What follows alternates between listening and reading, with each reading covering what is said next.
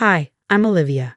Before the accident, life was a vibrant splash of colors on a canvas.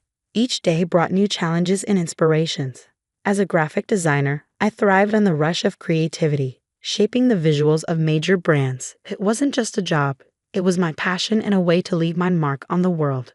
That fateful night, driving home from an exhilarating project launch, the road was slick with a light drizzle. My phone buzzed incessantly, clients or friends congratulating me.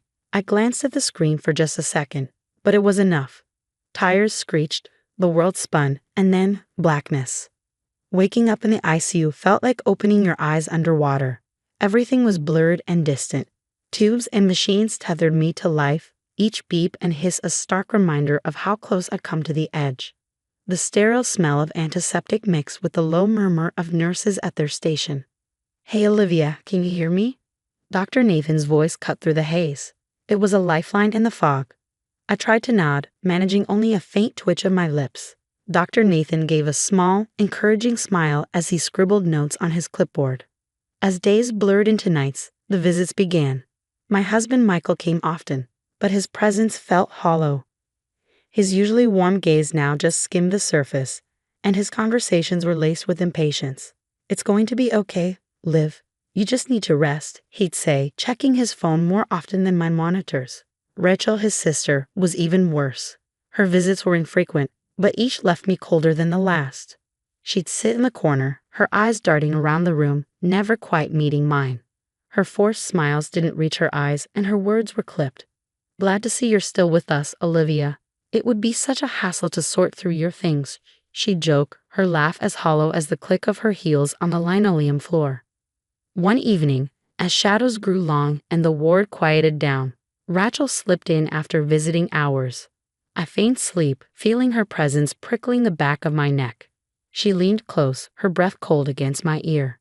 "You know Michael's life would be simpler without all this drama. We all think." Her words sent chills down my spine, echoing in the dimly lit room long after she left. I was trapped in my own body, unable to respond or defend myself. Each visit from Rachel left me more anxious, her thinly veiled threats weaving through my dreams. As my body fought to heal, my mind wrestled with the reality of my situation. The isolation of the ICU, punctuated by Michael's distracted visits and Rachel's chilling presence, was a stark contrast to the life I once knew. The accident had shattered more than just my bones. It had cracked the very foundations of my family life. The hospital's hushed corridors echoed with the rhythmic beeps of my heart monitor as the clock neared midnight. The silence pressed in on me, heavy with the weight of unsaid words and unfinished stories. Tonight, however, the stillness was broken by a subtle creak, the sound of my room door inching open. Rachel entered, a dark silhouette against the faint hallway light. Her movements were cautious and deliberate as she approached my bedside. The slight tremble in her hands was the only sign of her nervousness. She glanced around, her eyes pausing at the door before settling on the ventilator controls. "Always the lucky one, Olivia. But I guess your luck's run out," she whispered, her fingers hovering over the machine that tethered me to life. The click of the switch was almost inaudible. But to me, it was a gunshot in the quiet room. Panic surged as the steady hiss of the ventilator began to falter. I struggled to breathe, my chest tight with the effort to draw air.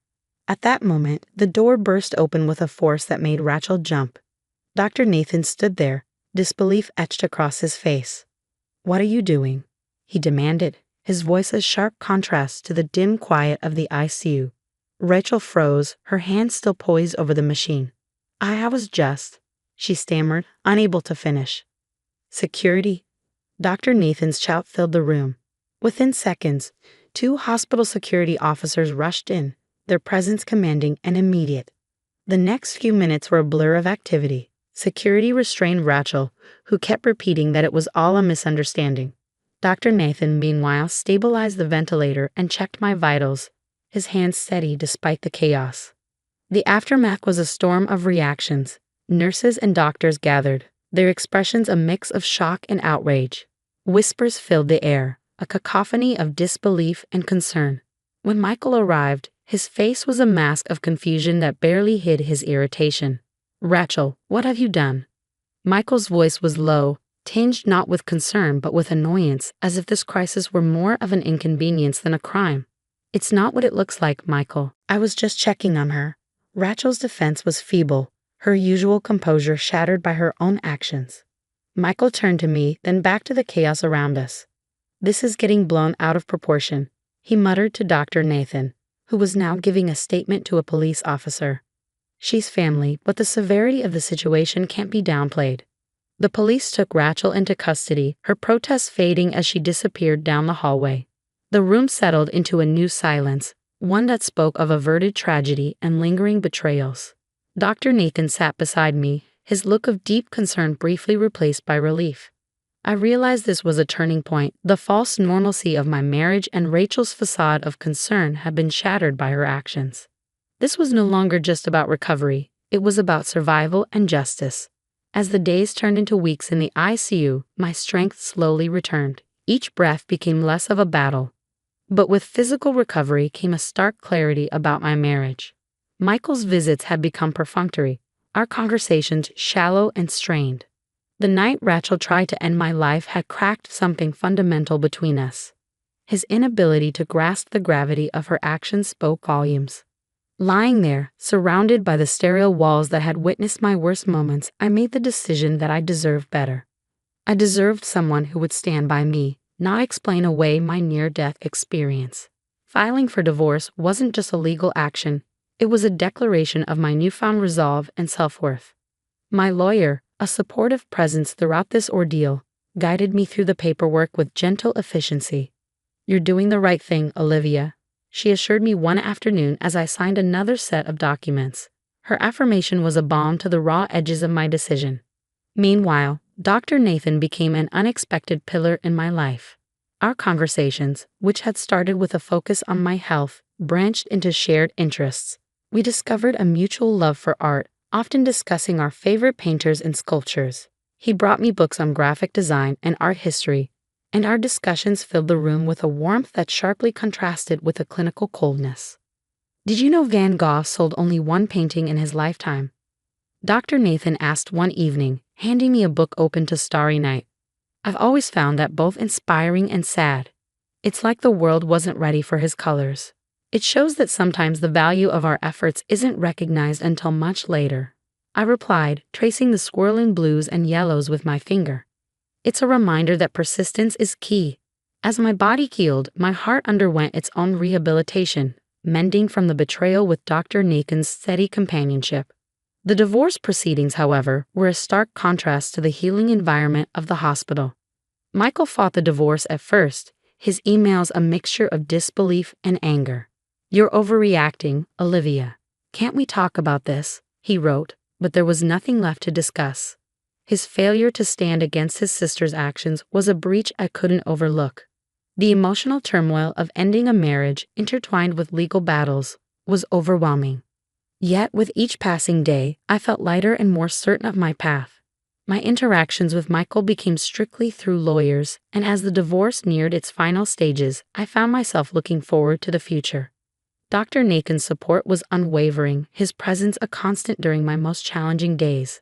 Our bond deepened, rooted in mutual respect and understanding, in sharp contrast to the battles I faced outside the hospital walls.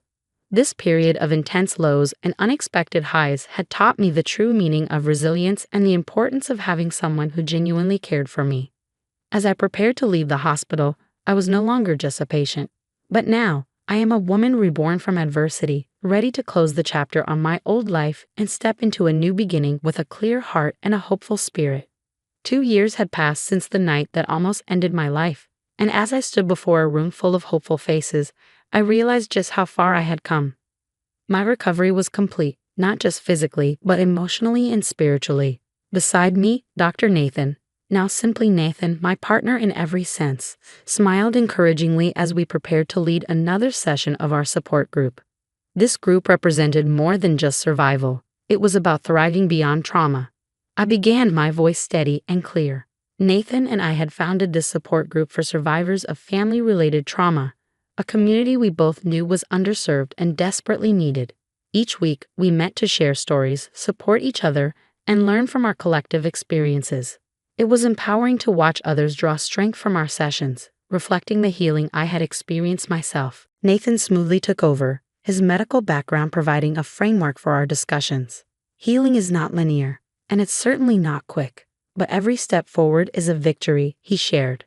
His words resonated with the group. Our relationship had blossomed through shared goals and dreams, our love a natural progression from the deep bond we formed in the darkest days of my life. Later, as we walked through the park near our home, Nathan took my hand. His touch was familiar and warm. "You've turned your experience into something beautiful, Olivia. You've helped so many," he said, pride evident in his voice. I squeezed his hand, reflecting on the journey from that terrifying night in the ICU to the challenging days of my divorce and the slow rebuilding of my life. Each moment had led me here. I had not only survived, I had transformed my pain into a tool for healing, both for myself and for others. "It's all been worth it," I mused aloud, looking up at the sky where the first stars of the evening were beginning to twinkle. The pain, the fight, the recovery. It all brought me here, to this new beginning with you, with our group. I feel like I'm exactly where I'm meant to be. Nathan smiled, his love for me as evident as the stars above. I can't imagine being anywhere else but here with you. Together we walked back home, our steps light and our hearts full. The challenges of the past were behind us, but they had shaped us and prepared us for a future filled with hope and new possibilities. My story was one of many, but it was mine to tell, a testament to the power of resilience, the importance of support, and the transformative magic of love. That's the end of my story. Now I have a question for you all. If you were in my shoes, would you be able to forgive someone who betrayed you during your most vulnerable moments, even if they were family? Share your thoughts and experiences in the comments below. If you found this story moving, please don't forget to like the video and subscribe to the channel for more stories like this. Your support helps us continue to share these important stories and build a community of strength and resilience.